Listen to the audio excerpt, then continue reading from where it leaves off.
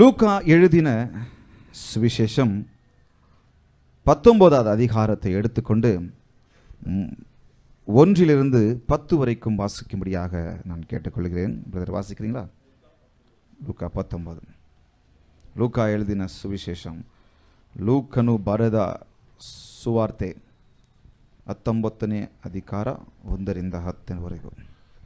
அவர் எரிகோவில் பிரவேசித்து அதன் வழியாக நடந்து போகையில் ஆயக்காரருக்கு தலைவனும் ஐஸ்வர்யவானுமாய் இருந்த சகேயு எனப்பட்ட ஒரு மனுஷன் இயேசு எப்படிப்பட்டவரோ என்று அவரை பார்க்க வகை தேடினான். அவன் குள்ளனாகபடியால் ஜனக்கூட்டத்தில் அவரை காணக்கூடாமல் அவர் போகும் வழியில் முன்னால் ஓடி அவரை பார்க்கும்படி ஒரு காட்டத்தி மரத்தில் ஏறினான். இயேசு அந்த இடத்தில் வந்தபோது அண்ணாந்து பார்த்து அவனை கண்டு, சகேயுவே, நீ சீக்கிரமாய் இறங்கி வா, இன்றைக்கு நான் உன் வீட்டிலே தங்க வேண்டும் என்றான். அவன் சீக்கிரமாய் இறங்கி சந்தோஷத்துடனே அவரை அழைத்து கொண்டு போனான். அதை கண்ட யாவரும், இவர் பாவியான மனுஷனிடத்தில் தங்கும்படிக்கு போனார் என்று முறுமுறுத்தார்கள். சகேயு நின்று கர்த்தரை நோக்கி, ஆண்டவரே, என் ஆஸ்திகளில் பாதியை ஏழைக்கு கொடுக்கிறேன். நான் ஒருவனிடத்தில் எதையாகிலும் அநியாயமாய் வாங்கினதுண்டானால்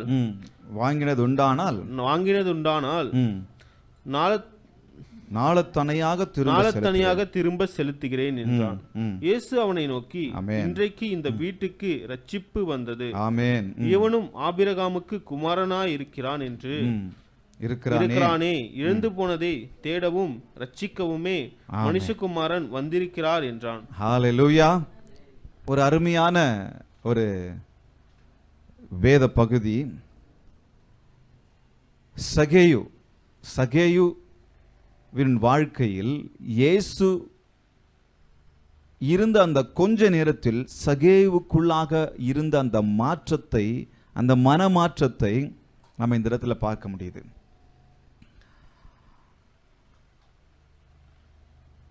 இயேசு சகேயுவின் வாழ்க்கையை மாற்ற சகேயு தன்னுடைய வாழ்க்கையில என்ன செய்தான்? இன்னைக்கு உங்க எல்லாருக்கும் தெரியும், சகேயு அப்படின்னு சொன்ன உடனே உங்களுக்கும் எனக்கும் ஞாபகம் வர்றது, சண்டே ஸ்கூல் பசங்களுக்கு ஞாபகம் வர்றது என்ன சொல்லுங்க பார்க்கலாம்? என்னங்க? குள்ளன். சகேயு அப்படின்னு சொன்னாவே குள்ளன். அப்போ இந்த வேத பகுதியை நான் வாசித்து முடித்து முதல்ல நான் டாபிக் வைக்கல, வாசித்து முடித்த பிறகு எனக்கு ஒரு அழகான ஒரு வார்த்தை வந்தது. என்ன அப்படின்னு சொன்னா, short man become a big man. சிறிய மனிதன் அல்லது குள்ள மனிதன் உயர்ந்த மனிதனாக மாறினான். சரீர பிரகாரமாய் நான் சொல்லல. Short man become a big man. குள்ள மனிதன், இந்த உலகத்தாரால் குள்ளன் என்று சொல்லப்படுகிற மனிதன் உயர்ந்த மனிதனாக மாறினான். எப்படி மாறினான்ன்றது தான் இன்னைக்கு நம்ம பார்க்க போறோம். ரொம்ப அருமையா, ரொம்ப இன்ட்ரெஸ்டிங்கான ஒரு கதை. சொல்லமா? சகேயு. ஜாக்கியஸ். சொல்லமா? ஜாக்கியஸ். கன்னடத்தில் என்னமா சொல்றது? ஜக்காயனு. கரெக்டா? ஜக்காயனு. ஞாபகம் வச்சுக்கோங்க. இந்த பேரை வெளியே போகும்போது மறந்துடாதீங்க. குள்ள மனிதன் உயர்ந்த மனிதனாக மாறிட்டான்ல. இன்னைக்கு 3 காரியத்தை நம்ம பார்க்க போறோம். முதல்ல சகேயுனுடைய வாழ்க்கை. சகேயு எப்படிப்பட்டவன்? இங்கே வசனம் சொல்லுகிறது, சகேயு ஒரு டாக்ஸ் கலெக்டர். அதுவும் சாதாரண டாக்ஸ் கலெக்டர் கிடையாது, சீஃப் டாக்ஸ் கலெக்டர். முதன்மை தலைவனா இருக்கிறான். டாக்ஸ் கலெக்ட் பண்றதுலேயே அவன் தான் முதன்மை தலைவன் அப்படின்னு சொன்னா அவனுக்கு கீழே நிறைய பேர் வேலை செய்யறாங்க அப்படின்னு அர்த்தம். நம்ம அப்படிதான் புரிஞ்சுக்க முடியும். அப்போ சீஃப் டாக்ஸ் கலெக்டர், ரோமர் ஆளுகையில் இவர் இந்த இடத்துல டாக்ஸ் வாங்கி ரோமருக்கு அனுப்பணும். அப்படிப்பட்ட ஒரு நல்ல ஜாப்ல இருந்தாங்க. சொல்லமா? நல்ல ஜாப். சொல்லமா? என்னங்க? ஏன் ஒரே ஒருத்தர் வாய்ஸ் தான் கேட்குது? நல்ல ஜாப். சொல்ல போனா கவர்மெண்ட் ஜாப். கழுதையை மேய்ச்சாலும் எதில் மேய்க்கணும்? கம்பெனியில் மேய்க்கணும்னு சொல்லுவாங்க அந்த காலத்தில். அப்போது கம்பெனியில் வேலை செய்கிறாரு, அப்போ தான் பொண்ணும் கொடுப்பாங்க. அந்த காலத்தில். இப்போ அப்படி கிடையாது. ஸோ அப்போ government job, professionally he was good, ரொம்ப நல்லா இருக்கிறார், நல்ல வேலையில் இருக்கிறார். வாழ்க்கையை பாருங்க. ஃபினான்ஷியலி 1க்கு 2 வாங்கினான்ல, அப்போ பணம் இருக்குமா இருக்காதா? ஃபினான்ஷியலி எப்படி இருக்கிறாப்பில்ல அவர்? நல்ல வெல்த் மேன். வசனம் அப்படி தான் சொல்லுகிறது. 19:2 சொல்லுகிறது, ஆயக்காரருக்கு தலைவனும் ஐஸ்வர்யவானுமா இருந்த சகேயு. அப்போ நல்ல பணக்காரன், எந்த குறையும் இல்லை அப்படின்னு சொல்லிக்கலாம். பண விஷயத்தில் நல்ல வெல்தி மேன். பிசிக்கலி கொஞ்சம் பாருங்க, என்ன பார்த்தோம்? ப்ரொஃபஷனலி பார்த்தோம், ஃபினான்ஷியலி பார்த்தோம். பிசிக்கலி ஏற்கனவே நம்ம பார்த்த மாதிரி அவன் எப்படிப்பட்டவன்? குள்ளமாக இருந்தான். ஆனால் எனக்கு தெரிஞ்சு அது ஒரு பெரிய விஷயமா இருக்காது. ஏன்னா நல்ல ஜாப் இருக்கு, நல்ல வேலை இருக்கிறதுனால, பணம் இருக்கிறதுனால அவருக்கு மனத்தாழ்மை ஒருவேளை இருக்கலாம், தாழ்வு மனப்பான்மை ஒருவேளை இருக்கலாம் அவனுக்கு, ஒரு குள்ளமாக இருந்ததுனால. ஆனால் அதுவும் அவனுக்கு பெரிய பிரச்சனையாக இருந்திருக்க வாய்ப்பில்லை, எனக்கு தெரியல. ஸ்பிரிச்சுவலி அப்போ ப்ரொஃபஷ்னலி நல்ல விஷயத்தில் இருந்தார், ஃபினான்ஷியலி நல்ல விஷயத்தில் இருந்தார், ஃபிசிக்கலி கொஞ்சம் குள்ளமாக இருந்தார். ஆனால் ஸ்பிரிச்சுவலி ஹி வாஸ் எம்டி. அவன் எப்படி இருந்தாங்க? காலியாக இருந்தான். சொல்லுங்கள் பக்கத்தில் பார்த்து, காலியாக இருக்கான். இன்னைக்கு நானும் நீங்களும் கர்த்தரை ஏற்றுக்கொண்டிருக்கிறோம், ஆண்டவரையும் ஆராதிக்கிறோம் தான், ஆராதனைக்கு வரோம் தான், வாரம் தவறாமல் சர்ச்சுக்கு போயிடுறோம் தான். ஆனால் ஸ்பிரிச்சுவலாக நம்ம ஃபுல்லாக இருக்கிறோமா அப்படின்றது கேள்விக்குறி தான். அநேக சமயத்தில் நானும் நீங்களும் ஞாயிற்றுக்கிழமை கிறிஸ்தவர்களாக தான் இருக்கிறோம். ஒரு அம்மா சொல்கிறாங்க, நீ ஒரு அதுவும் அந்த அம்மா வந்து இஸ்லாமிய அம்மா, அவங்க சொல்கிறாங்க, கிறிஸ்தவர்களாக இருப்பதை விட கிறிஸ்துவுக்குள்ளாக இருக்கணும் அப்படின்றாங்க. யார் சொல்கிறது? இஸ்லாமிய அம்மா. அவங்க பெரிய ப்ரொஃபஸர் நினைக்கிறேன். அப்போது நம்முடைய ஆவிக்குரிய வாழ்க்கை, இவனுடைய ஆவிக்குரிய வாழ்க்கையை பாருங்கள், கொஞ்சம் எம்டியாக தான் இருக்குது. கொஞ்சம் இல்லை, அவனுடைய ஆவிக்குரிய வாழ்க்கை எம்டி தான். அவனுடைய வாழ்க்கை அந்த மாதிரி. சரி, ஒரு பக்கம் ஜனங்கள் அவனை எப்படி நினச்சிக்கிட்டு இருந்தாங்க, ஜனங்க எந்த அளவுக்கு அவனை யோசிக்கிறாங்க கவனிங்க. அதை கண்ட யாவரும் இவர் பாவியான மனுஷனிடத்தில் தங்கும்படி போனார். ஜனங்க என்ன நினச்சிட்டு இருக்கிறாங்க? ஜனங்கள் அவனை வந்து வெறுத்து தள்ளினாங்க, அவனை பாவியாக பார்த்தாங்க, அருவருப்போடு வட்டி வாங்குறோம். நம்ம இன்னைக்கு எப்படி பார்க்குறோம்? இன்னைக்கு மட்டும் நம்ம எப்படி பார்க்குறோம்? ஒருவேளை கம்மி வட்டி விட்டு வாங்கினாலும், கொஞ்சம் நம்ம வேற வழி இல்லை, நம்ம போய் வாங்கிக்கிட்டாலும் நம்ம பார்வை அவன் மேலே வேற மாதிரி தான் இருக்குது. அப்போ அந்த காலத்தில் எப்படி இருக்கும் பாருங்க. அந்த டைமில் வந்து, இந்த டைம் அப்படி தானே வச்சுக்கோங்க, அந்த டைமில் குறிப்பாக ரோமர் ஆட்சி நடந்து கொண்டிருந்தது. அந்த ரோமர் ஆட்சி நடந்துட்டு இருக்கும்போது அங்கங்கே ஒரு தலைவர்களை ஏற்படுத்தி வரி வசூலித்து கவர்மெண்ட்டுக்கு கொடுக்கணும். அப்போ இவங்க என்ன பண்ணுவாங்க? 10 ரூபா வாங்க சொன்னால் 15 ரூபா வாங்கிடுவாங்க. உதாரணத்துக்கு சொல்கிறேன், 10 ரூபாவை கவர்மெண்ட்டுக்கு அனுப்பிடுவாங்க. எல்லாம் உங்களுக்கு சொல்லியா புரிய வைக்கணும், எல்லாத்தையும் நம்ம பார்க்குறோமே. 10 ரூபாவை எங்கே பண்ணிடுவாங்க? ஒழுங்காக ரோமனுக்கு அனுப்பிடுவாங்க, இல்லைன்னா கழுத்தை எடுத்துருவான். ஆனால் 5 ரூபாவை பாக்கெட்டில் வச்சுக்குவான். அப்படிப்பட்ட ஒரு வாழ்க்கை வாழ்ந்தவன் தான் சக்கேயு. அவனை பார்த்து ஜனங்கள் சபித்தார்கள். அவன் மீது எப்போதும் முறுமுறுப்போடு தான் வந்தாவே இப்படி தான் பேசுவாங்க. வந்தா கொள்ள, ஒருவேளை நான் அப்படி யோசிக்கிறேன், வந்தான் பாரு கொள்ள, கடுகு சிறுத்தாலும் காரம் பெருத்தாது, வந்து வாங்க போகிறான், பிடுங்க போகிறான், எவ்வளோ போட போகிறான்னு தெரில, இன்றைக்கி வட்டி எவ்வளோ வாங்க போகிறான்னு தெரில வட்டின்னு புலம்பி இருப்பாங்க, முறுமுறுத்து இருப்பாங்க. அதுதான் அவனுடைய வாழ்க்கை. அப்போது இன்றைக்கி நம்ம வாழ்க்கை எப்படி இருக்குது அப்படின்னு சொல்லி நம்ம பார்க்க போகிறோம். என்னுடைய வாழ்க்கையில் இருந்து முதல்ல சொல்லலாமா? சகேயுனுடைய வாழ்க்கை எப்படி இருந்தது? ஒரு சில விஷயத்தில் நல்ல இடத்துல, நல்ல ஜாபில், நல்ல வேலையில், நல்ல பிரகாரமாக இருந்தாலும் ஆவிக்குரிய விஷயத்தில் அவன் ஃபுல் எம்டியாக இருந்தான். ஜனங்கள் மத்தியில் அவனுக்கு நல்ல பேர் கிடையாது. அவனுடைய வாழ்க்கை அப்படி தான். ஆனா ஒரு நாள் வந்தது, அன்று ஒரு நாள் வந்தது. இயேசு என்ன பண்ணாருங்க? அவருடைய ஊழியத்தை பண்ணிக்கிட்டே போய்கிட்டு இருக்கிறாரு. இதுக்கு முன்னாடி நீங்கள் 18வது சாப்டரில் கடைசி பகுதி நீங்கள் வாசிக்கும் போது அவர் என்ன செஞ்சுக்கிட்டு வந்துட்டு இருக்காரு? ஒருத்தன் கண்ணு இல்லாமல் உட்காந்துட்டு இருக்கிறான், பிச்சை கேட்டுட்டு இருக்கிறான். அப்போ கண்ணு இல்லாமல் பிச்சை கேட்டுக்கிட்டு இருக்கும்போது ஜனங்கள் நடந்து போகிற சத்தத்தை அந்த அந்த கண்ணு இல்லாதவன் கேட்குறான், இங்கே என்ன நடக்கு அப்படின்னும் போது அங்கே இருக்கிறவங்க அவங்க சொல்கிறாங்க, இயேசு போகிறாரு, இயேசு போறாருன்னு இவன் கேள்விப்பட்ட உடனே இந்த குருடன் என்ன பண்றாப்புல? தாவீதின் குமாரனே எனக்கு இறங்கும் அப்படின்னு சொல்லி கத்துறாப்புல.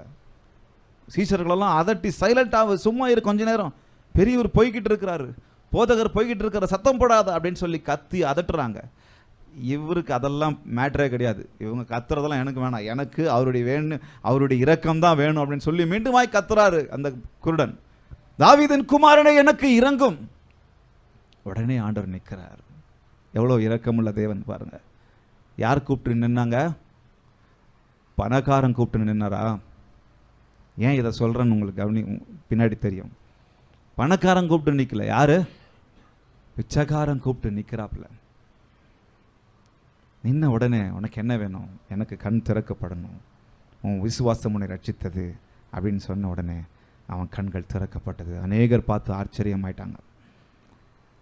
அதை தொடர்ந்து தான் சகேயுனுடைய வாழ்க்கை வருது. சகேயு, அப்போ சகேயுனுடைய வாழ்க்கை கொஞ்சம் பாருங்க, அப்படிப்பட்ட மோசமான சூழ்நிலையில் இருந்தாலும் இயேசுவை குறித்து கேள்விப்பட்டவனாய், அவனுடைய வாழ்க்கை வேறு விதமாய் இருந்திருக்கலாம். ஒருவேளை அவனுடைய வாழ்க்கை எல்லாம் இருந்தும் எதுவுமே இல்லாதது போல இருந்திருக்கலாம். இன்னைக்கு அப்படிதான் நிறைய பேருடைய வாழ்க்கை. பணம் இருக்கு, புகழ் இருக்கு, பேர் இருக்கு, சொல்லிக்கொள்ள ஜனங்க இருக்கிறாங்க, சொத்து இருக்கு, இத்தனை பில்டிங் அது இருக்கு, இது இருக்கு, நல்ல படிப்பு இருக்கு, நல்ல வேலை இருக்கு, நிறைய இருக்கு. ஆனா எங்கேயோ ஒரு இடத்துல என் மனதுல ஒரு குறை இருக்கு. எவ்வளவு பேரை பார்த்துருக்கிறோமே. ஒரு பாட்டு இப்படிதானே இருக்கு, குடும்பத்தில் குழப்பம் இல்லை, அவர் பாடுறாரு. குடும்பத்தில் எந்த ஒரு பிரச்சனையும் இல்லை, குடும்பத்தில் குழப்பங்கள் இல்லை. சகேவி அப்படிதான் பாடியிருப்பார் நான் நினைக்கிறேன். பண கஷ்டம் ஒன்றுமே இல்லை. பணம் இல்லை இருக்குதானே அவர்கிட்ட, ஆனாலும் ஏனோ மனசுக்குள்ள நிம்மதி இல்லை, அமைதிதான் கலைகின்றது. அந்த நிலையில தான் சகே இருந்திருப்பாரு.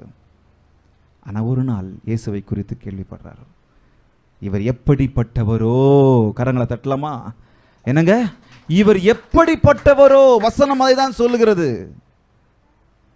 3வது வசனத்தில் சொல்லுகிறது, இவர் எப்படிப்பட்டவரோ.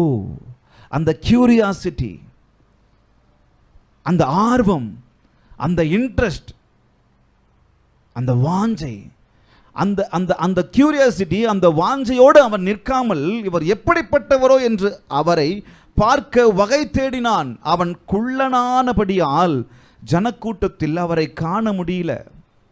நானும் நீங்களும் அப்படி இருந்தோம்னா, பணம் இருக்கு, பேர் இருக்கு, புகழ் இருக்கு, அப்படி இருந்தால் என்ன நினச்சிருப்போம்? இப்படி எட்டி பார்த்துருப்போம்.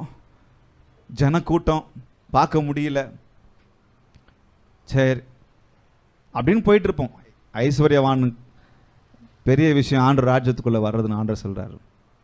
இன்னைக்கு கிரிக்கெட்டுக்கு கொடுக்குற ஒரு ஆர்வம், ஒரு வாஞ்ச ஆண்டவர் ராஜ்யத்திற்கு சர்ச்சுக்கு கொடுக்கறது கிடையாது. இன்னைக்கு நிறைய பேர் பார்த்துருக்குறீங்களா கிரிக்கெட்டு? அதுவும் இந்தியா பாகிஸ்தான் ஆடும்போது கிரிக்கெட்டை பார்த்துருக்குறீங்களா? பசங்களை, வாலிப பிள்ளைங்களை? சீட்டு கிடைக்காது, டிக்கெட்டு கிடைக்காது. அந்த கண்டீரவா ஸ்டேடியமோ இல்லை வேற எந்த ஸ்டேடியமோ, அதுக்கு பின்னாடி வேற எங்கேயோ ஒரு மரத்தில் ஒரு செவுத்துல ஏறி நிற்பான். சரி, அதுதான் ஒரு பக்கம் அங்கே போய் பார்க்க முடியல. எப்போ ஃபுல்லாகுதோ இல்லையோ இந்த டிஜிட்டல் மார்க்கெட்டுங்க, அந்த டிவி விற்கிற கடைங்க, அந்த கிரிக்கெட் வரும்போது மாத்திரம் அங்கே அப்படியே ஃபுல்லாக இருப்பாங்க. ஏன்னா அவன் கிரிக்கெட்டை போட்டு விட்டுருப்பான். ஏன்னா அவனுக்கு அட்வர்டைஸ்மெண்ட் ஆகணும் இல்லை, அந்த கிரிக்கெட் ஓடுறத போட்டிருப்பான். தெருவில் ஃபுல்லாக நின்று பார்ப்பாங்க. ஒரு நாள் அப்படி தான், என்னவோ ஆச்சோ, ஐயோ பதட்டப்பட்டு ஓடுறேன், பதட்டப்பட்டு ஓடி போய் பார்த்தா கும்பலாக நின்றுட்டு இருக்காங்க. பார்த்தா அங்கே கிரிக்கெட்டை பார்த்துட்டு இருக்கிறாங்க. நான் ஏதோ ஆச்சோ, என்ன ஆச்சோ, யாருக்கு ஆக்சிடென்ட் ஆச்சோ, என்ன ஆச்சோன்னு ஓடனா கிரிக்கெட்டை பார்த்துக்கிட்டு இருக்கிறாங்க. கொஞ்ச நேரத்தில் கையை தட்டுறாங்க.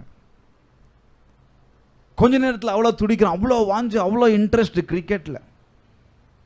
இன்னைக்கு சர்ச்சுக்கு வாங்க, ஆராதனைக்கு போங்க, பக்கத்தில் பார்த்து சொல்லுங்க, வாயை மூடிட்டு போங்கன்றாங்க நம்மளை. அவ்வளோ மோசமான சூழ்நிலை.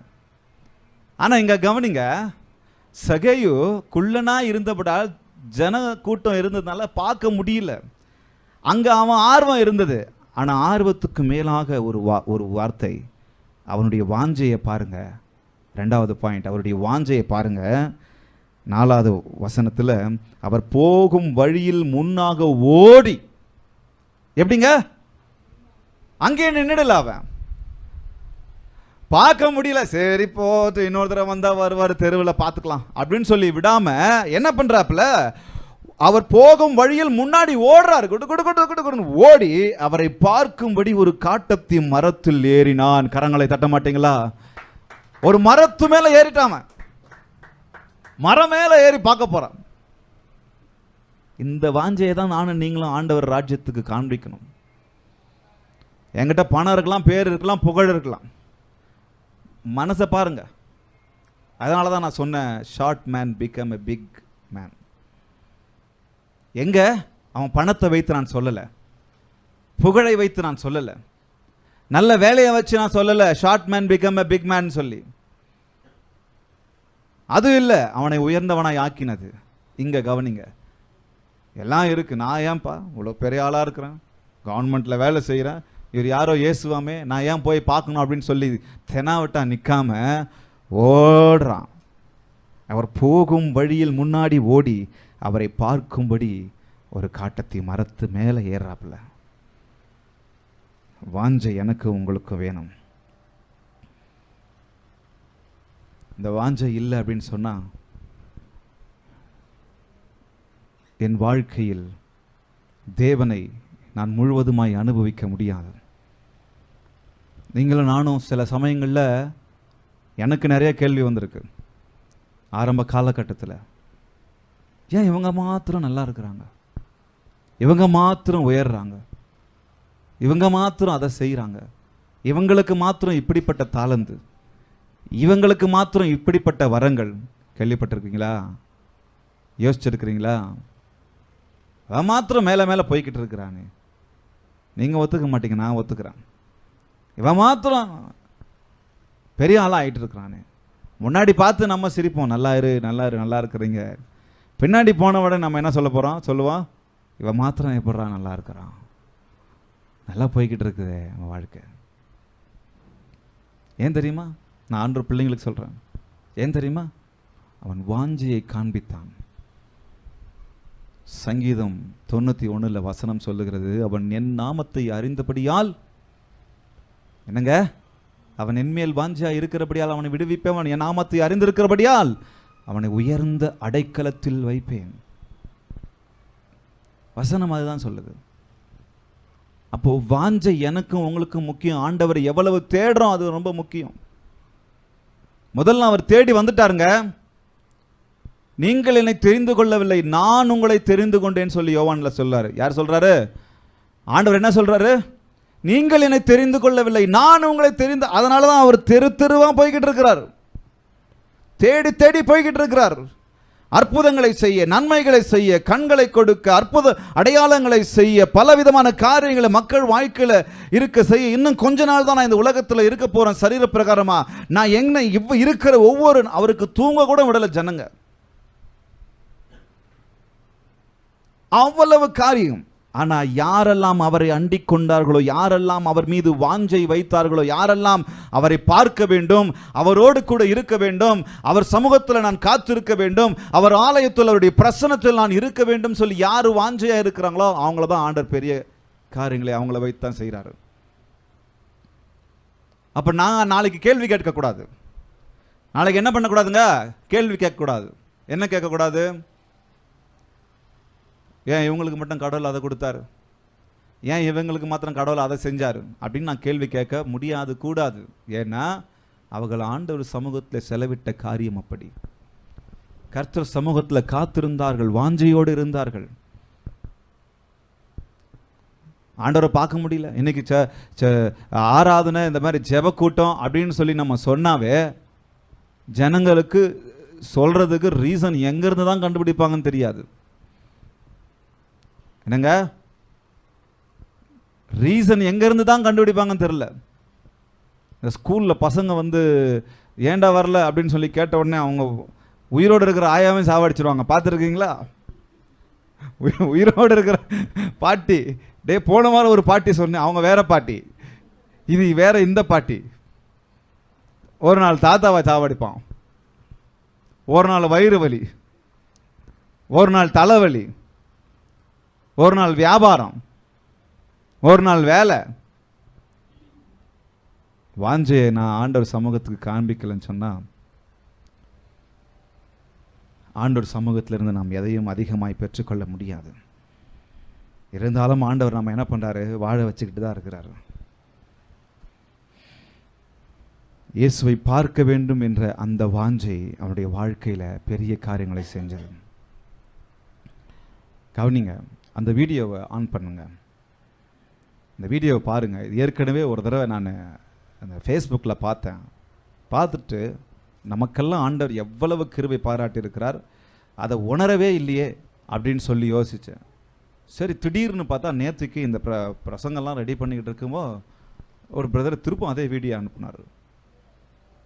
சரி, நாம் மக்களுக்கு காண்பிக்கலாம். ஆலயத்திற்கு எவ்வளோ முக்கியத்துவம் கொடுக்கணும், சபைக்கு எவ்வளோ முக்கியத்துவம் கொடுக்கணும், சபை கூடி வருதலுக்கு எவ்வளோ முக்கியத்துவம் கொடுக்கணும். இயேசுவை பற்றி சகேயுவுக்கு தெரியல. அவர் எப்படிப்பட்டவரோ அந்த கியூரியாசிட்டி, அந்த இன்ட்ரெஸ்டோடு அவன் நிற்காம, அந்த ஆர்வத்தோடு அவன் நிற்காம தன் வாஞ்சையை கொஞ்சம் ஒரு லெவலுக்கு மேலே வந்து காமிச்சாப்புல.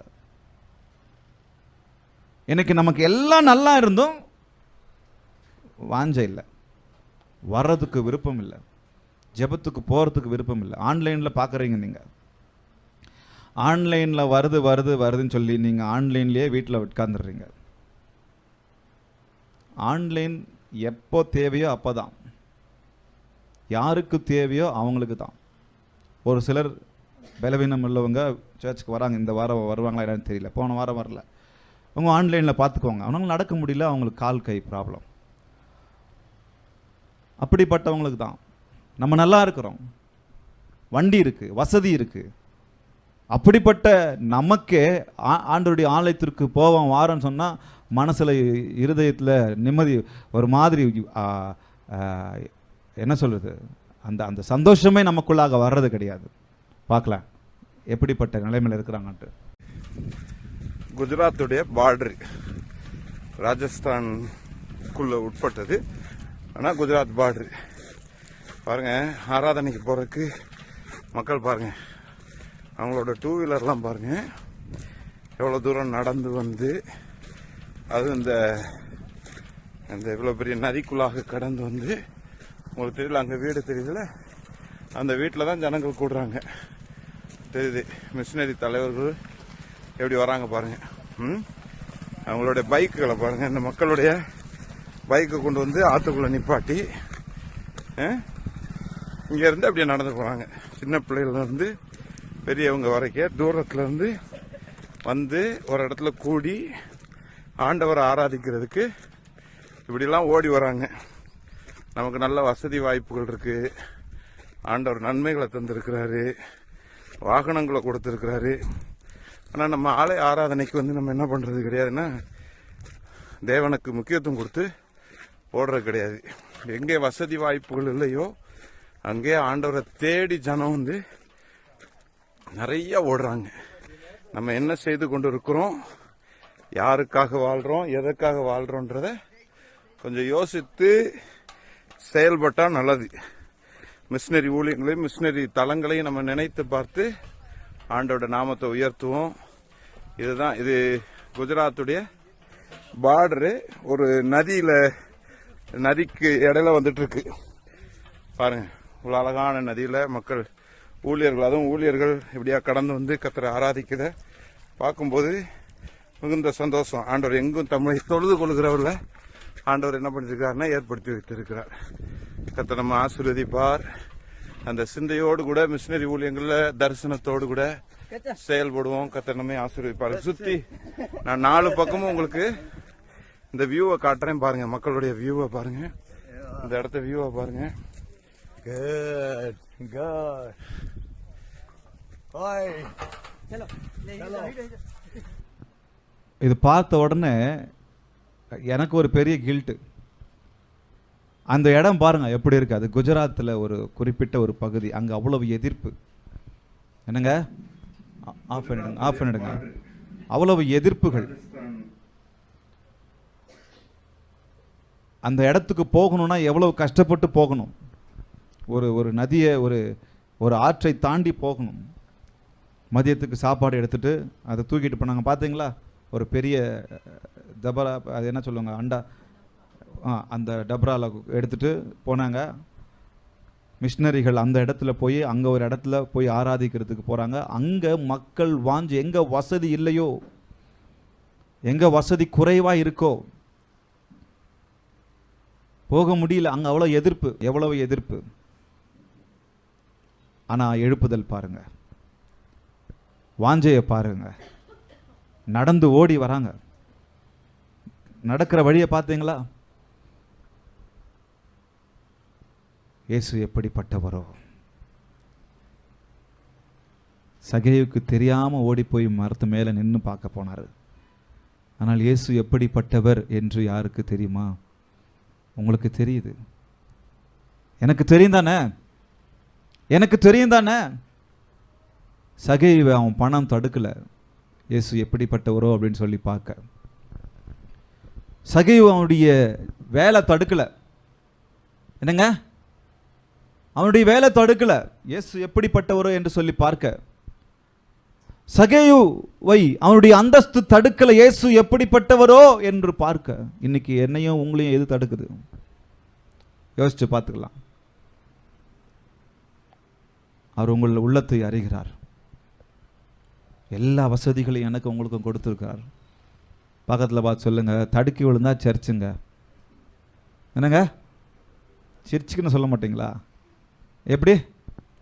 தடுக்கி விழுந்தா சர்ச்சு. அந்த சர்ச்சுக்கு போகிறது கிடையாது. வாரத்தில் ஒரு நாள். ஆண்டவர் என்ன சொல்லியிருக்காரு? 6 நாள் வேலை செய்து 7ஆம் நாளோ பரிசுத்தமாய் ஆசரியுங்கள். அந்த ஒரு நாள் வேலையில் வேலை செஞ்சுட்டு இருக்கும்போது சண்டே வாங்க வேலைக்குன்னு சொன்னாங்க ஒரு இடத்துல. சண்டே வாங்க வேலை, இதாண்டா சாக்கு பிடிச்சாங்க பாருங்க ஒரு பிடி. அவரை சண்டே வாங்க வேலைக்கு அப்படின்னு சொன்ன உடனே அவர்கிட்ட சொன்னேன், சண்டேஸ் நான் வேலை செய்ய மாட்டேன், சண்டேஸ் நான் வேலை செய்ய மாட்டேன். சண்டேஸ் வேலை யாருமே எனக்கு இது சொல்லிக் கொடுக்கலையே. சொல்லிக் கொடுக்க மாட்டாங்க. ஏன்னா உங்களுக்கு பணம் வேணும், உங்கள் குடும்பத்துக்கு பணம் வேணும், ஓனருக்கு உங்கள் வேலை வேணும், உங்களுக்கு காசு வேணும். சண்டே நான் வேலை செய்ய மாட்டேன். வெளிநாட்டில் சில இடங்களில் போர்டே போட்டுருவாங்க. என்ன போர்டு போடுவாங்க? Sunday Sunday is for God. என்னங்க, ஏன் இப்போ என்ன நீங்கள் மனசில் என்ன நினச்சிக்கிட்டு இருக்கிறீங்க எனக்கு தெரியல. திட்டிக்கிட்டு உட்காந்துட்டு இருக்கிறீங்களோ? வெளிநாட்டில் என்ன பண்ணுவாங்க? Sunday is for God. நான் அப்படி எதனா பிஸ்னஸ் ஆரம்பிச்சுன்னா அதான் போடுவேன். போட்டுருவேன், பெருசாக போர்டு போட்டுருவேன். பிஸ்னஸ் பேர், கடை பேர் போடுறனோ இல்லையோ, ஷாப் பேர் போடுறனோ இல்லையோ, சண்டே இஸ் ஃபார் காட். பார்க்குறவங்களாம் வயிறு எரிஞ்சிட்டு போகணும். இவன் பொழைக்க தெரியாதவன்டான்னு சொல்லி நினச்சிட்டு போவான் போல. ஆனால் பொழைக்க வாழ தெரிஞ்சவனா. அப்போது சண்டே ஆராதனை. நான் அவருக்கு சொன்னேன், இது யாரும் சொல்லிக் கொடுக்கல, சொல்லிக் கொடுக்க மாட்டாங்க. நானும் சொல்லிக் கொடுத்தேன், யாரும் கேட்கவே இல்லை. யாரும் கேட்க மாட்டேங்கிறாங்க. இப்போ இருக்கிற லைஃப் ஸ்டைல் அந்த மாதிரி மாறிடுச்சு. வீட்டில் ஒருத்தர் வேலைக்கு போகல, 2 பேர் வேலைக்கு போகணும். 2 பேர் வேலைக்கு போய் சமாளிக்க முடியல. பையன் படிக்க முடிக்கிற சமயத்தில் தம்பி நீயும் போயிடுற வேலைக்கு, நம்ம அவனையும் சேர்த்து அனுப்பிடுறோம்.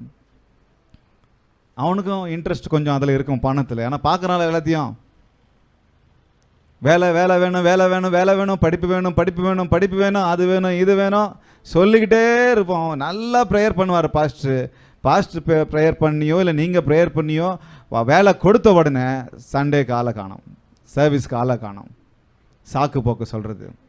ஒரு கமிட்மெண்ட்டுக்குள்ளே வர்றதுக்கு நம்ம விருப்பமே கிடையாது. சொல்லுங்கள், வாஞ்ச சகேயுக்கு அப்ப தெரியல இயேசு எப்படிப்பட்டவரோ. அதெல்லாம் கேள்விப்பட்டு வந்திருப்பாரு. அந்த கண்ணு தெரியாதவனுக்கு பார்வை கொடுத்தாரு. இவர் எப்படிப்பட்டவரோ. இவரை சிலர் தீர்க்கதரிசின்னு சொல்றாங்க, சிலர் சிலர் போதகர்னு சொல்றாங்க, அப்படி சொல்றாங்க, இப்படி சொல்றாங்க. இவர் எப்படிப்பட்டவர், இவர் யாருன்னு தெரியல. அந்த ஆர்வம், அந்த வாஞ்சையை பாருங்க.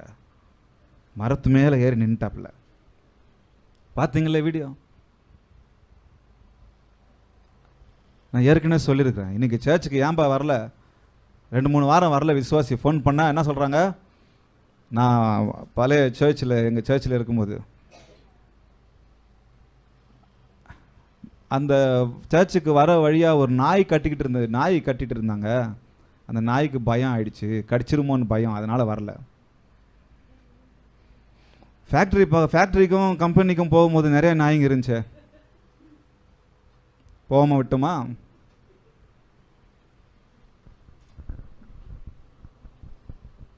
வீட்டுக்கு சொந்தக்காரங்க வந்துட்டாங்க. பிரதர், பாஸ்டர், ஏம்மா வரல வீட்டுக்கு? என்கிட்ட பேசுங்க. சொந்தக்காரர் வந்தா உங்க பொறுப்பு, என் பொறுப்பு. இத்தாண்டா சாக்கு, இத்தாண்டா வாய்ப்பு. கொண்டு வந்துடலாமா சர்ச்சுக்கு அவங்களான்னு கொண்டு வந்துடணும். ஆண்டவர் அன்பை எப்படியாவது காமிச்சிடலாம்ல, சாப்பாடு கூட போடக்கூடாது, கூப்பிட்டு வந்துடணும். அந்த டைமில் வந்தது யார் தப்பு? நீங்கள் ஆராதனைக்கு போகிறீங்க, நான் ஆராதனைக்கு போகிறேன். 8 மணி 10 மணிக்கு சர்வீஸு, 7:30 மணிக்கு உங்கள் வீட்டுக்கு சொந்தக்காரன் வர்றாங்க. யார் தப்பு? உங்கள் தப்பா? உங்கள் தப்பா? உங்கள் தப்பு தான். ஏன் நீங்கள் சொல்லிக் கொடுக்கலாம் உங்களுக்கு? சண்டேன்னா இவன் எங்கே இருப்பான்? சண்டேஸ்லாம் என் மொபைலுக்கு ஃபோனே வராது, கம்பெனி கால் வந்துருச்சு நிறைய டைம். இப்படி சொல்லிக்கிட்டே இருந்தால் ஒரு நாள் கம்பெனி கால் வந்துருச்சு. சொல்லமா, சத்தமாக சொல்லாமா, இயேசு எப்படிப்பட்டவரோ. வாஞ்ச வேணும். வாஞ்ச இல்லைன்னு சொன்னால் என்னை எதுவும் செய்ய முடியாது. 3வதாக, முதலாவது அவனுடைய வாழ்க்கையை பார்த்தோம் எந்த அளவுக்கு இருந்தது என்று சொல்லி. அவன் பணப்பிரகாரமாய், பொருள் பிரகாரமாய், வேலை பிரகாரமாக நல்லா இருந்தாலும் அவன் ஃபிசிக்கல் வேறு மாதிரி இருந்துச்சு, அவனுடைய ஆவிக்குரிய வாழ்க்கை வேறு மாதிரி இருந்துச்சு. 2வது, ஆனால் அவன் அதிலே நிற்க வைக்கல. இயேசுவை பார்க்க வந்த உடனே அவனுடைய வாழ்க்கை ஒரு மாதிரி, வாஞ்சையை பாருங்க. அடுத்தது, அவன் விட்டு கொடுத்தலை கவனிங்க. அவன் விட்டு கொடுக்குறான். எப்படி விட்டு கொடுக்குறான்? இயேசு எப்படிப்பட்டவர்னு பார்க்க வந்த உடனே, இயேசப்பா எவ்வளவு நல்ல தேவன், அவர் ஜென்டில் காடு, அவர் அவ்வளவு ஜென்டில் காடு, அவர் யாரையும் வற்புறுத்த மாட்டார். ஆனால் சகேயுக்கிட்ட எதுவுமே கேட்கல, வீட்டுக்கு வரட்டுமான்னு கேட்கல. வசனம் சொல்லுகிறது பாருங்க. இயேசு இந்த இடத்தில் வந்தபோது அண்ணாந்து பார்த்து, மரத்து மேலே ஏறி நின்றுட்டு இருந்தார் சகேயு. இயேசு இந்த இடத்தில் வந்தபோது, அந்த இடத்தில் வந்தபோது அண்ணாந்து பார்த்து அவனை கண்டு, சகேயுவே சீக்கிரமாய் இறங்கி வா, இன்றைக்கு நான் உன் வீட்டிலே தங்க வேண்டும். நான் இங்கே தான் வாசிக்கிறேன், வேறு எங்கேயும் வாசிக்கல. அவர் எப்பவுமே கேட்பார், வரட்டுமா, உனக்கு என்ன வேணும்? இப்போ கண்ணு தெரியாதவனுக்கு கேட்டாரா, உனக்கு என்ன வேணும்? ஆனால் இங்கே அவருடைய அப்ரோச் வேறு மாதிரி இருக்கு பாருங்க. என்ன சொல்கிறாரு?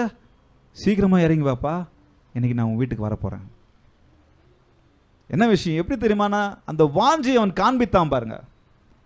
என்னை பார்ப்பதற்காக அவன் எடுத்த லெவல் வேற, என் பிரசனத்துக்கு வருவதற்காக அவன் எடுத்த லெவல், அவன் கொடுத்த காரணம் வேற. என்னுடைய ஆலயத்திற்கு வருவதற்காக அவன் இழந்த காரியங்கள் எவ்வளோ பெரிய விஷயம். எனக்காக எவ்வளோ தியாகம் பண்ணி வந்தான், எனக்காக எவ்வளோ விஷயங்களை விட்டுட்டு வந்தான். அவன் விட்டு கொடுக்கிற குணத்தை பாருங்க. இவர் என்ன பண்றாரு? உடனே அதை சீக்கிரமா இறங்கி வா. உடனே சகேயு பாருங்க எப்படி பண்றாப்புல.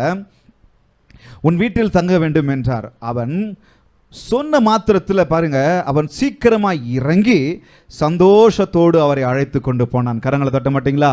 எப்படி அழைத்துக்கிட்டு போனாங்க? சந்தோஷமா அழைச்சிக்கிட்டு போறாங்க அவனை. அந்த வாஞ்ச அழைச்சிக்கிட்டு போகும்போது யோசிச்சிருக்கலாம். என்ன யோசிச்சிருக்கலாம்? இப்படிப்பட்ட பாவியின் வீட்டுக்கு இவர் வராரா? இப்படிப்பட்ட மோசமா வரி வசூலிக்கிறவன் வீட்டுக்கு இவர் வராரா? நான் எவ்வளவு பாவி. பேதுரும் அப்படித்தானே, போட்டில் கால் வச்சவன், ஐயோ நான் பாவி ஆண்டவர் அப்படின்னு சொல்றாருல்ல. அந்த ஒரு பார்வை, அந்த ஒரு பிரசன்ஸ், அந்த ஒரு விஷயம், இயேசு கூட இருக்கிறார், இவர்கிட்ட நான் பார்க்க முடியாத நான் பார்க்கிறேன் அப்படின்ற அந்த ஒரு உணர்வு அநேக ஜனங்களுக்கு பாவ குற்ற உணர்ச்சியை கொண்டு வந்துட்டு இருக்குது. அப்ப சகேயுவுக்கு அப்படிதான் இருந்திருக்கும். போகும்போது யோசிச்சிருப்பாப்ல, வீட்டுக்கு வர இவரா இப்படி அற்புதங்களை செய்கிறவர், இப்படி ரபி, இவர் இவ்வளவு பெரிய போதகர், இவ்வளவு பெரிய தீர்க்கதரிசி, இவர் என் வீட்டுக்கு வராரா அப்படின்ற ஒரு எண்ணத்தோடு போய்கிட்டு இருக்கலாம். ஜனங்க என்ன பண்றாங்க? அதை கண்ட யாவரும் இவர் பாவியான மனுஷரிடத்தில் தங்கும்படி போனார். முறுமுறுத்துக்கிட்டு இருந்தாங்க. அதுவும் காதுல கேட்டிருக்கலாம், வாய்ப்பு இருக்கு. இயேசுவா இந்த வரி வசூல் நிற்கிற வீட்டுக்கு போறாரா? இயேசுவா இவ்வளவு பெரிய பாவி வீட்டுக்கு போறாரா? ஆனா அவன் வாஞ்சை உள்ளவனா இருந்தபடியால், இயேசு எப்படிப்பட்டவரோ என்பதை அவன் அறிய அவன் முற்படுகிறவனாய் இருந்தபடியினால், தேவனுக்கு நேரத்தை கொடுத்து அவன் இயேசுவை பார்க்க வேண்டும், அவரை தேட வேண்டும் என்ற அந்த ஆவல் அவனுக்குள்ள அங்கே இருந்ததுனால அவருடைய வாழ்க்கையை மாற்றினார். பாருங்க, அங்கே பெரிய கான்வர்சேஷன்லாம் ஒன்றுமே இல்லை. இயேசு அவன் வீட்டுக்கு போன உடனே வசனம் சொல்லுகிறது, வேற எங்கேயும் வேற எதுவுமே இல்லை, இயேசு கூட அவன் இருந்தான், அவன் கூட இயேசு இருந்தார். அந்த கொஞ்ச நேரத்தில் 8வது வசனத்தில் சொல்லுகிறது, சகேயு நின்று, என்னங்க போய்கிட்டு நான் நினைக்கிறேன், பாருங்க இப்படி கவனிங்க, வீட்டுக்குள்ளே கூட்டிட்டு போயிட்டே இருக்கிறாரு, எவ்வளோ பெரிய வீடுன்னு தெரியாது, கூட்டிட்டு போயிட்டே இருக்கிறாரு. கூட்டிட்டு போயிட்டே இருக்கும்போது அவனுக்குள்ளாக ஒரு உணர்த்துதல் வந்துடுச்சு, அவனுக்குள்ளாக ஒரு மனமாற்றம் வந்துடுச்சு, அவனுக்குள்ளாக ஒரு மறுரூபம் ஆயிடுச்சு. அது வரைக்கும் அவனுக்குள்ள விசுவாசம் இல்லை, அது வரைக்கும் அவனுக்குள்ள எதுவுமே இல்லை. ஆனால் உடனே அவனுக்குள்ளாக ஒரு விசுவாசத்தின் ஆரம்பம் வந்துடுச்சு. வந்த உடனே என்ன சொல்கிறான்ல 8வது வசனத்தில், சகேயு நின்று, நடந்துக்கிட்டு போய்கிட்டு இருக்கிறவங்க, இயேசு கூட போய்கிட்டு இருக்கிறவங்க சகேயு நின்ன உடனே இயேசு நிற்பார். அப்போ சொல்கிறாங்க, ஆண்டவரே, கர்த்தரை நோக்கி, ஆண்டவரே, என் ஆஸ்திகளில் பாதியை ஏழைகளுக்கு கொடுக்கிறேன். இயேசு ஒன்றுமே சொல்லலாங்க. அந்த கான்வர்சேஷன் நீங்கள் இல்லை. நீங்கள் இந்த 4 காஸ்பிள் புக்கை வாசித்தாலும் சகேயுவை பற்றி இல்லை. இந்த லூக்கால மட்டும்தான் இருக்கு. செலவிட்ட கொஞ்ச நேரத்தில் இந்த வார்த்தை, ஆஸ்திகளில் பாதியை நான் கொடுக்கிறேன், நான் ஒருவனிடத்தில் எதையாகிலும் அநியாயமாய் வாங்கினதுண்டானால் 4 திரும்ப செலுத்துகிறேன். வந்துடுச்சா மாற்றம்? அப்போ ஆண்டவர் பார்த்து சொல்றாரு 9வது வசனத்தில், இயேசு சகேயுவை நோக்கி, இன்றைக்கு இந்த வீட்டிற்கு ரட்சிப்பு வந்தது. கரங்களை தட்ட மாட்டீங்களா? இன்றைக்கு இந்த வீட்டுக்கு ரட்சிப்பு வந்தது. இயேசு உங்கள் வாழ்க்கையில், என் வாழ்க்கையில் கிரியை செய்யணும்னா நான் என்னை விட்டு கொடுக்கணும், அவர் மீது நான் அதிகமாய் வாஞ்சையுள்ளவனாக இருக்கணும். அவன் தன்னை விட்டு கொடுத்தான். இன்னைக்கு நான் ஏன் இன்னும் இருளில் அப்படியே இருக்கிறேன்? விட்டு கொடுக்கறதில்ல. காரணம் என்ன தெரியுமா? விட்டு கொடுக்கறதில்ல. தேவனிடத்தில் நான் விட்டு கொடுக்கலன்னு சொன்னால் ஏதோ ஏன் என் பலவீனம் அப்படியே இருக்கு? ஏன் என்னுடைய வியாதி அப்படியே இருக்கு? ஏன் என்னுடைய வியாபாரம், என் குடும்பம் அப்படியே இருக்கு? ஏன் என் குடும்பத்தில் இன்னும் குழப்பங்கள் அப்படியே இருக்கு? ஏன்னா நான் அவருக்கு என்ன விட்டு கொடுக்கல. அவன் அவ்வளோ பெரிய அந்தஸ்தில் இருந்தான், அவ்வளோ பணம் அவன்கிட்ட இருந்தது. ஆனால் தன்னை என்ன பண்ணாப்புல, சகேயு விட்டு கொடுத்தார். நானும் நீங்களும் அப்படி தான் விட்டு கொடுக்கணும். அது மாத்திரமல்ல, விட்டு கொடுக்கறது தான் என்ன, வேற ஒன்றும் இல்லை, தன்னை தாழ்த்தினான். தாழ்த்த மனதில்லாதவனு அற்புதம் பெறுவது அரிது. என்னங்க, தன்னை தாழ்த்த மனதில்லாதவனுக்கு அற்புதம் பெறுவது அரிது. தாழ்மையுள்ளவனுக்கோ ஆண்டவர் என்ன தராருங்க? தாழ்மையுள்ளவனுக்கோ ஆண்டவர் கிருபை அளிக்கிறார். பெருமையுள்ளவனுக்கு ஆண்டவர் எதிர்த்து நிற்கிறார். எனக்கு இயேசுவும் வேண்டாம், வேறு எதுவும் வேண்டாம், எனக்கு நல்ல வேலை இருக்கு, எனக்கு நல்ல பொசிஷன் இருக்கு, அப்படி சொல்லலை. தாழ்த்தினான். அவனுக்கு வசதி, அவன் தன்னை தேவனிடத்தில் தாழ்த்துவதை தடுக்கவில்லை. அவனுடைய பணம் அவனை தன் தேவனிடத்தில் தன்னை தாழ்த்துவதை தடுக்கவில்லை. அவனுடைய உத்தியோகம் தன்னை தேவனிடத்தில் தாழ்த்துவதை தடுக்கலை. நாம் தேவனிடத்தில் தாழ்த்தும் வரை நமக்கு நிம்மதி இல்லை. தேவனிடத்தில் தாழ்த்தும் வரை நமக்கு சமாதானம் கிடைக்காது. தேவனிடத்தில் தாழ்த்தும் வரை எனக்கு உங்களுக்கு நிரந்தர சந்தோஷம் கிடைக்காது. தேவனிடத்தில் நானும் நீங்களும் என்னை தாழ்த்தலைன்னு சொன்னால் எனக்கு ஆறுதல் கிடைக்காது. தேவனிடத்தில் என்ன நானும் நீங்களும் தாழ்த்தலைன்னு சொன்னால் எனக்கு ஆரோக்கியம் கிடைக்காது. தேவனிடத்தில் நான் என்னை தாழ்த்தலைன்னு சொல்லனா எனக்கு பலன் கிடைக்காது. தேவனிடத்தில் என்னை தாழ்த்தலைன்னு சொன்னால் எனக்கும் உங்களுக்கும் விடுதலை கிடைக்காது. அது மாத்திரமல்ல, அவன் தேவனிடத்தில் ஜனங்களிடத்திலும் சமாதானமானான். யார்கிட்டங்க? 2 பேர்கிட்ட சமாதானம் ஆகணும். வெறும் இயேசுக்கிட்ட மட்டும் நான் சமாதானம் ஆகிறேன் அப்படின்னு சொல்லலை. இருக்கிறீங்களா? வெறும் இயேசுக்கிட்ட மாத்திரம் நான் இயேசுக்கிட்ட மாத்திரம் தான் சமாதானம் ஆவேன், அவன் யார் நான் அவங்ககிட்ட போய் சமாதானம் ஆகிறது அப்படின்னு சொல்லலை. என்ன சொல்கிறாப்புல? என் ஆஸ்தியில் பாதியை கொடுத்துட்றேன். சமாதானம் ஆறாரா? நான் மோசமாக வாங்கியிருந்தேன்னு சொன்னால் எல்லாத்தையுமே திருப்பி கொடுத்துட்றேன். ஏன்னா அது ஆண்டவருடைய ஒரு கட்டளை. அது பழைய ஏற்பாட்டில் ஒரு கட்டளை. மொசாயிக் லாஸ் படி அது ஒரு கட்டளை. வசனம் சொல்லுகிறது, அப்படிப்பட்டவன் தான் செய்த குற்றத்தின் நிமித்தம் அபராதத்தின் முதலோடு 5ல் 1 பங்கை அதிகமாய் கட்டி தான் குற்றம் செய்தவனுக்கு செலுத்த கடவன் சொல்லி என்னாகமத்தில் சொல்லப்பட்டிருக்கு. அப்போ ரொம்ப அவசியம். இப்போ சொல்லுங்க, சகேயு சிறிய மனிதன்தான், சின்ன மனுஷன்தான், ஆனால் உயர்ந்த மனுஷனாக மாறிட்டான். பக்கத்தில் பார்த்து சொல்லுங்க, நானும் ஒருவேளை சின்ன மனுஷனாக இருக்கலாம், உருவத்தில் சொல்லலை. இன்னைக்கு எனக்கு ஒரு வாய்ப்பை ஆண்டவர் கொடுக்கிறார், நான் பெரிய மனுஷனாக இருக்கணும். Short man become a big man. இதுதான் நம்முடைய வாழ்க்கையில் ஆண்டவர் நம்மை மாற்றிக்கொள்ள விரும்ப சொல்லுகிற காரியம். ஒப்பு கொடுக்கலாமா?